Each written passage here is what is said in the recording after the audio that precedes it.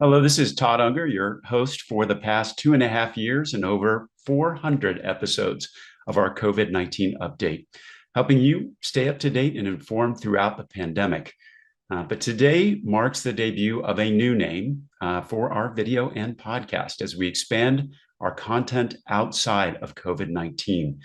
Welcome to the AMA update. Although we've dropped the COVID from our name, we're not dropping the COVID content you've come to rely on. Instead, the new name reflects a broader focus on these videos and podcasts. We're going to cover many topics that you care about, and I'll continue to include COVID-related content that you need to know.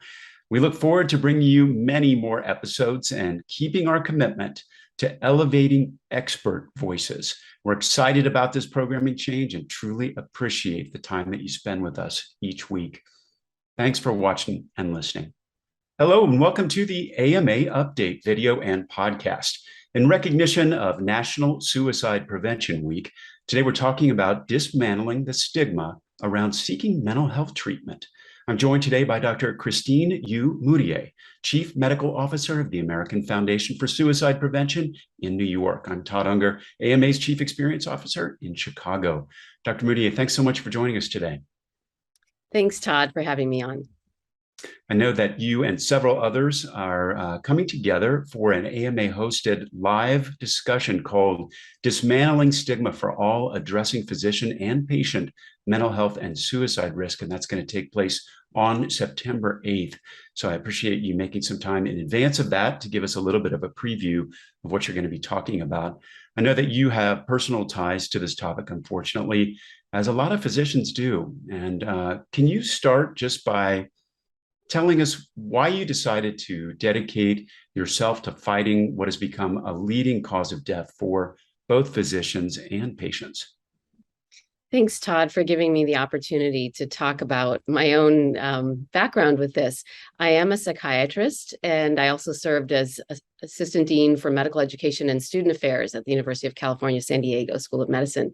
But unlike what you might assume, based on being a psychiatrist who now I devote my whole life's work to suicide prevention at the national level, it's actually a little bit more, probably a combination of things, but the fact that I had my own lived experience of struggle in medical school, followed by a series of tragic losses to suicide that we experienced as an academic medical community over a period of a decade or so, and there were numerous, that gave me that sort of lived experience and then leadership opportunity to co-develop a program to really dig deep and look at what does the science tell us about what is missing in the implementation, not just in terms of patient care, but in terms of the way we approach our own culture, our own policies and procedures in training and work environments. And so that led to my, again, becoming Chief Medical Officer at the American Foundation for Suicide Prevention, where my attention really shifted from just healthcare professional suicide prevention and, of course, patient care, but then to the whole public health crisis at the national level in suicide prevention. And we've heard so many of those heartbreaking stories over the past few years on our video. So this work is so important. And as you mentioned, you're the Chief Medical Officer of the American Foundation for Suicide Prevention, where you're really championing a nationwide movement that, just what you said, it's grounded in science, but it's also got a big grassroots effort attached to that. Tell us a little bit about your approach. Right. We are probably unique, and it's an exciting place to be at AFSP because, yes, everything has to be scientifically based and evidence-based, but the time to translate from, as we know, from bench to bedside, but in this case, not just bedside clinically, but to the public health arena of community-based suicide prevention can take decades. And in fact, has been really taking too long. It was 1999 when the Surgeon General first, it was David Satcher at the time, announced a national suicide prevention plan for the US. And I would say just only now are we seeing the implementation starting to happen at scale across health systems, schools, workplaces, faith communities, universities. And so the beauty of the way that we are organized at AFSP is that we have a chapter network across all 50 states.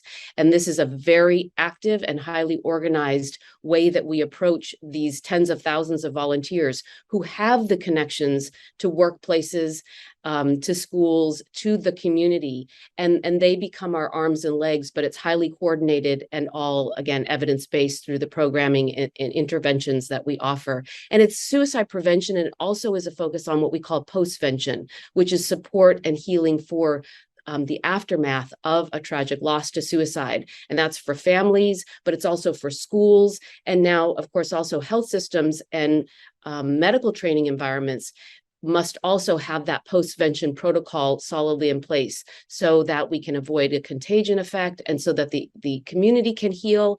And maybe that, like in my case and many others, that is the way that we become ready to do more with regard to suicide prevention, is moving through that highly motivating phase of after we've been personally touched by suicide in any way, either through loss or lived experience. Mm-hmm.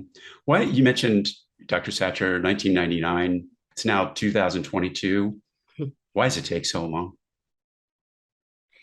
You know, I think stigma is a huge reason that has been a barrier in place. And if you think about other complex health outcomes and leading causes of death, anything from cancer, even diabetes had tremendous stigma long ago, HIV/AIDS. It takes a while, and even after science is shedding light, you have to have voices speaking out at all levels, you know, at the public policy level, but also at the community level to help normalize a dialogue. And I think, again, that is what's happening at the national level across communities. And of course, it's a very uneven rate of change that this happens.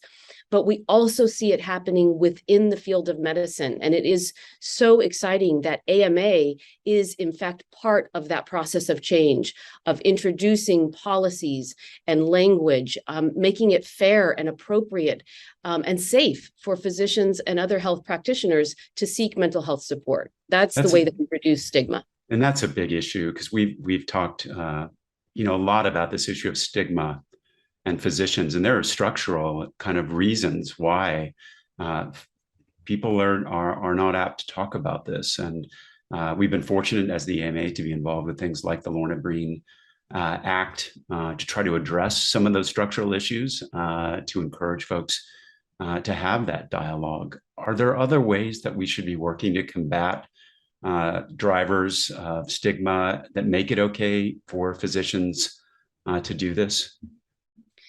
Well, I think, there's a lot there in that question. I'll just highlight a couple of things. At the sort of informal curriculum, if you will, at that level, I think we all have a role to play in learning how to create an environment, whether you're teaching on rounds or, at any level of community or leadership level within a health system, that the way that you approach your team dynamic, where there is a sense of humanity, where you even might take a risk of using self-disclosure in some selective, thoughtful ways, that it's not as much about your needs, but it's about sending a signal to the environment that it's safe to take care of your own health, your own mental health, your family's needs, and that you support that in others too. We can help encourage our colleagues in a number of kind of environmental ways,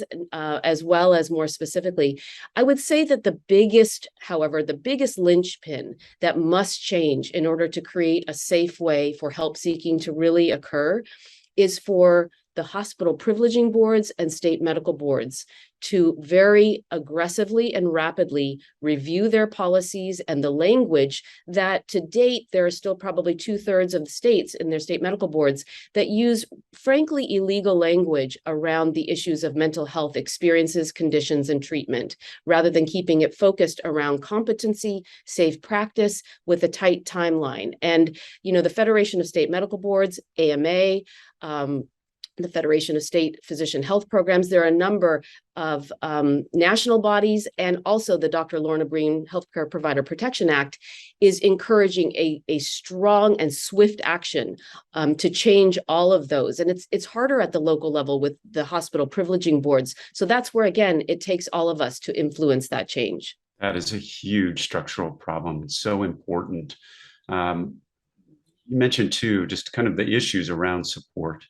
And we've talked with other health system leaders in particular about the support of their fellow physicians, because they need to be able to identify when they or others are in need of help, and then have a process going forward to be able to act on that. How do you envision physicians being able to identify that and be true supporters for their colleagues in this? I think for a long time, and even I'll speak for myself, we know when colleagues might be struggling because we have an instinct. We work with folks side by side over long periods of time, and you know their sort of patterns, and your gut instinct tells you when it kind of deviates outside that usual range. And I think what we can do is begin to have caring, supportive conversations where we don't have to have all the answers. We also don't need to be their doctor or their therapist. We are their colleague or mentor, and that has a very, in a way, an easy role to play, like we would for any other thing that you might want to provide support for. If your colleague told you that they were dealing with cancer or a family issue, you would pour out a message of support and what can I do to help, practical things, but checking in. And I think we've misunderstood and minimized that level of support, colleague to colleague, can be huge for all of us. That is what helps create a sense of belonging and connectedness. And so opening up a dialogue where, again, your job is not to probe or, be a clinician, but to simply say, I've noticed that you might not be feeling yourself lately, and this is not about any sense of judgment. I want to support you. And in doing so, simply understand what you're going through or what you might be going through. And it might not be a big deal, or they might not be ready to tell you about it, but you've opened up that space. And I think that's a very significant sort of intervention, if you will, or step to take that starts to create culture change as well. And, you can ask if someone is having thoughts of suicide. That is not, if someone is having suicidal thoughts, that's true of a certain percentage of your colleagues and the population in any given space you're in. It doesn't mean that they're at imminent risk. It doesn't mean they're about to act on those thoughts. So you can just hear them out. And, almost by not overreacting, you send a message that you care, you can handle it. It's also important then that you check back in, and of course, help them, encourage them to seek those next steps of possible professional mental health support. If you've been somebody who's had therapy or, been in treatment or had ways that you've dealt with mental health struggles before, that is a time where you can use that experience to normalize and give permission to them to take that next step. And I know you're going to talk about this on the webinar, and just kind of related to this. I mean, you're a psychiatrist, and you're equipped from your experience and to deal with that. For those who are not necessarily educated on the topic, I think one of your positions is you need to get educated, because it's not just the realm of a psychiatrist. It's something that all physicians really need to know how to deal with. How do you advise folks on how to start that process? Right. And we just talked about how you might just be a colleague. And I think if you keep yourself in the frame of a health related situation, it will help ground you in your behavior and how you can respond. And really just keeping in mind that you're not going to elevate their risk by asking and letting them talk about it, and providing a sense of support and a non-judgmental space. It can also mean that in your patient care roles, even as a non-psychiatrist, there is a role to play, and you don't have to become a mental health clinician to do that. You can simply, just like you would, let's say, if you're in primary care, you might be doing all sorts of screening and initial care steps for a host of different types of health conditions. But when it reaches a certain point of acuity, of course, you make a referral, but you also continue to follow up with them and ask them about how that's going. So that same model can be utilized for suicide risk and prevention. But we do realize that this is very new, being introduced into primary care. It is true that pediatricians and the American Academy of Pediatrics and the Bright Futures periodicity table have now embraced suicide prevention and the role of pediatricians. So there's training that will be coming that you can obtain. And also it's important to realize this is not just on individual clinicians, that health systems actually need to reorganize a little bit around this as a workflow issue, as a team approach. And so all of those changes are part of what I would say that are really exciting and happening, that is translating science into practice and implementation. And we're about to embark on some larger scaling initiatives to allow health systems and clinicians to get that training in a learning collaborative process with IHI, actually. So there's some exciting things coming. Well, just kind of last question, particularly physicians under a great deal of time pressure, and as we talked about the structural issues there, how do we do a better job of creating kind of a, we'll call it a safe space for physicians and for patients for that matter, to be able to share their stories without kind of a fear, and to kind of build knowledge and acceptance around this topic? I mean, there's a lot of structural things that still need addressing, and, issues of all of the aspects we've heard about that relate to physician burnout, that have to do with administrative duties and really onerous paperwork and documentation and fractured systems with payers and all of that. That is related, and that does create that sort of moral distress.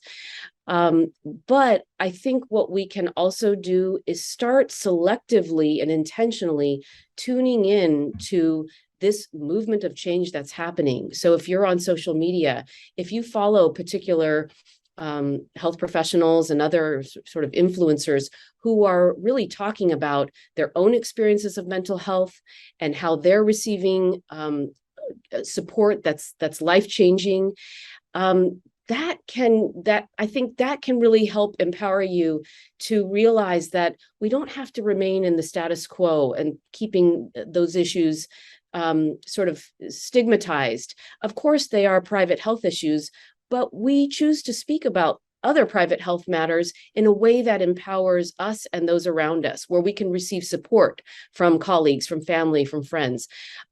So that is the kind of sweeping sort of culture change that is happening. And I think just tapping into some of that might really be a way to encourage people to realize that the world is changing in some really good ways. It's not all, it's not all bad news. Well, thank you so much, Dr. Moutier, for being here today and sharing that perspective. To hear more from Dr. Moutier and other experts on this topic, definitely check out AMA's live webinar, Dismantling Stigma for All, Addressing Physician and Patient Mental Health and Suicide Risk. It's going to take place on Thursday, September 8th at noon Central Time, and you can find a registration link in the description of this episode or on the AMA website at ama-assn.org. This live event is part of the AMA's Behavioral Health Integration, quote, Overcoming Obstacles webinar series. And that is a really great series that you should check out. We'll be back soon with another AMA update. You can find all our videos and podcasts at ama-assn.org/podcasts. Thanks for joining us. Please take care.